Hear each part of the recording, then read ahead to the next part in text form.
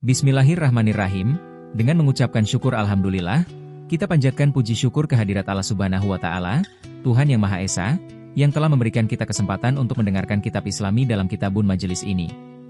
Pembahasan kali ini dari kitab Al-Fath Al-Rabbani karya Syaikh Muhyiddin Abdul Qadir Jailani. Majelis 40, memperdalam pemahaman tafaguh ilmu agama. Hari Ahad pagi, tanggal 14 Rajab 545 Hijriah, Syaikh Abdul Qadir Jailani menyampaikan ceramahnya. Rasulullah Shallallahu Alaihi Wasallam bersabda, apabila Allah Subhanahu wa Ta'ala menghendaki kebaikan untuk seorang hamba, maka dia akan memahamkannya tentang agama, dan memperlihatkan cacat celah yang ada pada dirinya. Pemahaman terhadap agama adalah salah satu jalan dalam mengenali diri. Barang siapa yang sudah mengenal Tuhannya, maka dia dapat mengenali segala sesuatu. Sehingga segala ibadahnya menjadi lurus dan terlepas dari pengaruh kemusyrikan dan penyembahan kepada selain Dia. Engkau tidak akan bahagia dan selamat sehingga engkau mengutamakan agama. Engkau harus mengutamakan agama daripada syahwatmu, mengutamakan akhirat daripada duniamu, mengutamakan halik daripada makhluk. Kebinasaanmu ada pada keadaan ketika engkau mengutamakan syahwat daripada agama, mengutamakan dunia daripada akhirat dan mengutamakan makhluk daripada halik. Laksanakanlah nasihat ini sehingga engkau memperoleh kecukupan. Sungguh engkau adalah orang yang terhalang dari al-haq, engkau tidak akan memperoleh jawaban. Jawaban akan muncul setelah adanya pemenuhan atas kewajiban.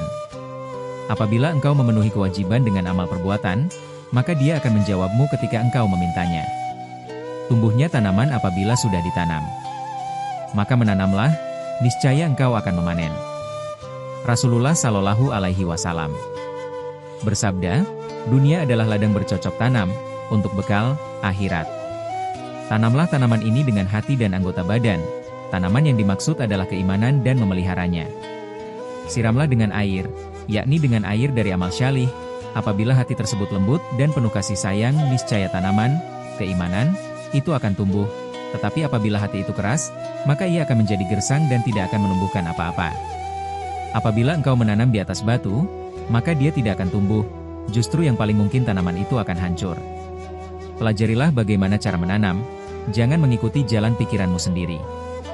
Rasulullah Shallallahu Alaihi Wasallam bersabda, mintalah pertolongan dalam setiap pekerjaan kepada ahlinya yang baik.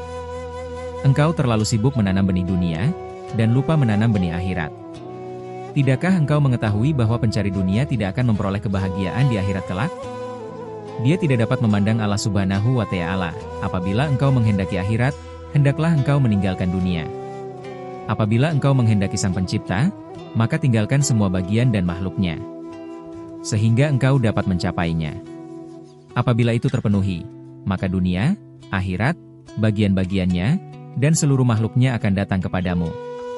Apabila engkau telah memegang batang, maka seluruh cabang akan bergerak mengikuti batang yang engkau pegang. Jadilah orang yang berakal. Engkau tidak memiliki keimanan, engkau kehilangan akal sehingga engkau tidak dapat membedakan. Engkau berdiri bersama makhluk dan musyrik bersama dengan mereka. Apabila tidak bertaubat maka engkau akan binasa. Jalanmu menyimpang dari jalannya orang-orang sufi. Engkau menjauh dari pintu mereka. Jangan mempergauli mereka disertai dengan keruhnya hati dan kemunafikan, atau dengan pengakuan-pengakuan dan kegilaanmu. Akan tetapi pergaulilah dengan hati, nurani, tawakal dan sabar atas segala ujian dan menerima bagian yang telah ditentukan. Wahai muridku, berdirilah di hadapan al-haq meskipun segala ujian datang menerpamu. Engkau harus berdiri di atas kaki cintanya. Jangan pernah berubah dan tergoyahkan walaupun dengan panah. Engkau harus tetap tegar, lahir dan batin, berdiri di atas tempat yang tidak ada lagi makhluk, dunia, akhirat ataupun bagian-bagiannya. Tidak ada rasa sakit, tidak ada kata mengapa dan bagaimana, tidak ada segala sesuatu selain Dia. Jangan sampai engkau terkotori oleh pandangan makhluk ataupun nafkah keluarga.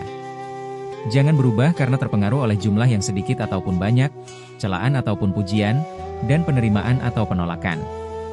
Hendaklah engkau selalu bersamanya di balik akal manusia, jin, malaikat, dan semua makhluk.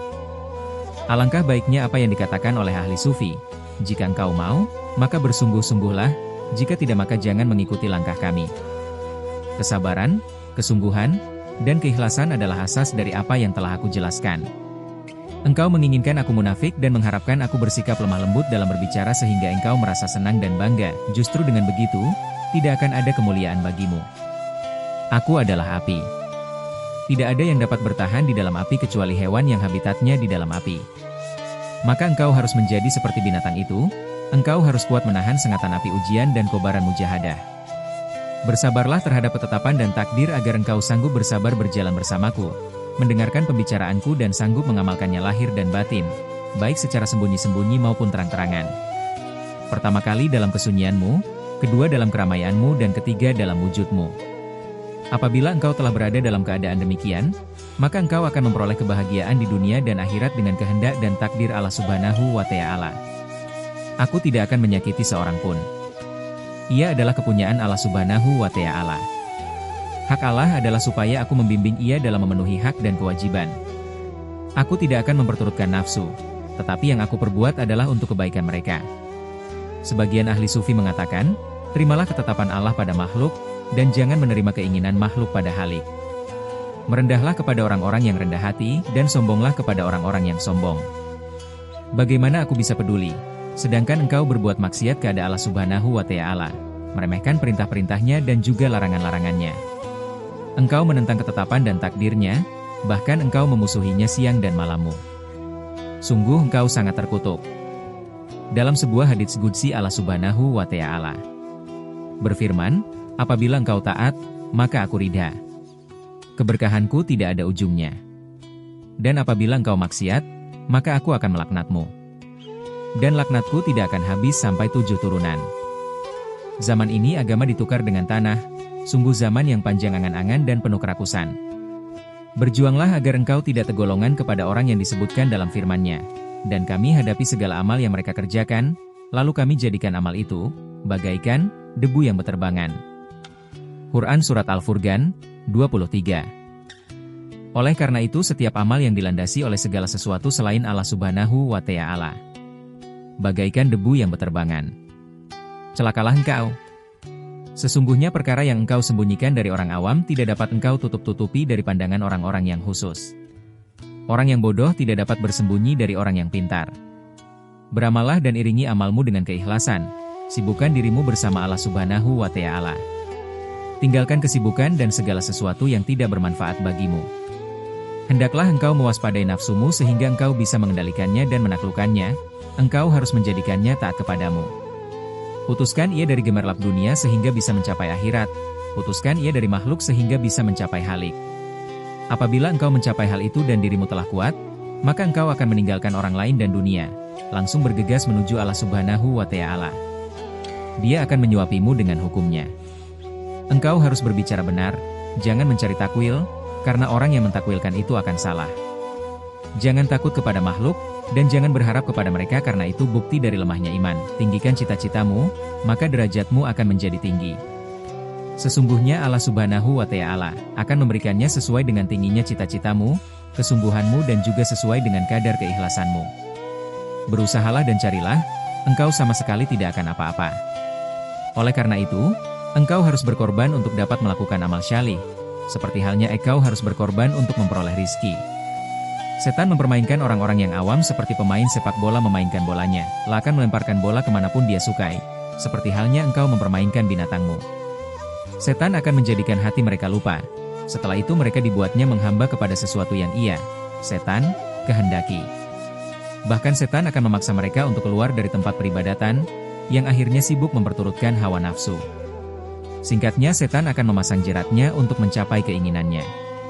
Wahai muridku, pukullah nafsumu dengan cambuk lapar dan menahan diri dari syahwat, kelezatan, dan kesenangan.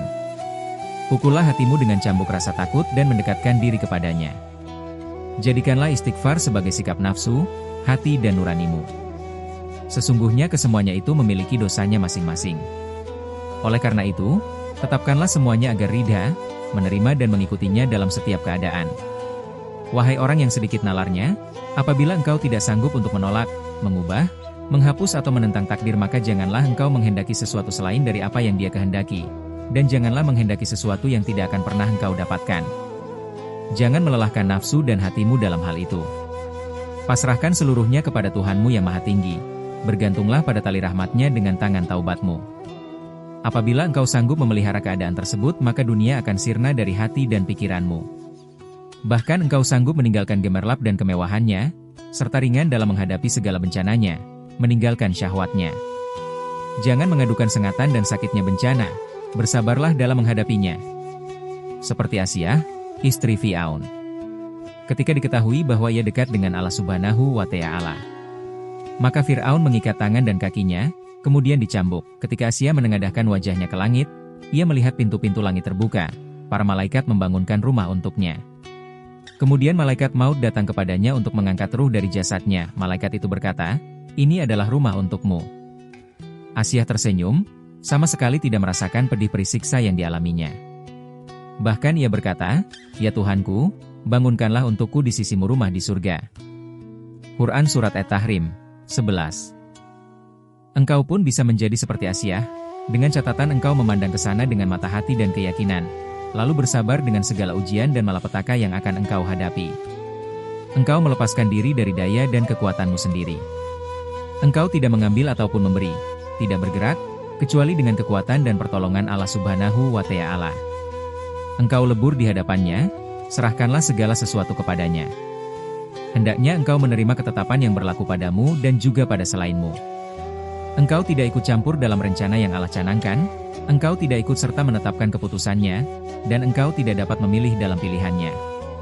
Barang siapa yang mencapai keadaan ini, tentu dia tidak akan mencari selain Tuhannya. Bagaimana mungkin orang yang berakal sehat tidak mau mencapai keadaan ini, padahal bersanding bersama Allah Subhanahu wa Ta'ala? Tidak akan sempurna melainkan dalam keadaan seperti ini.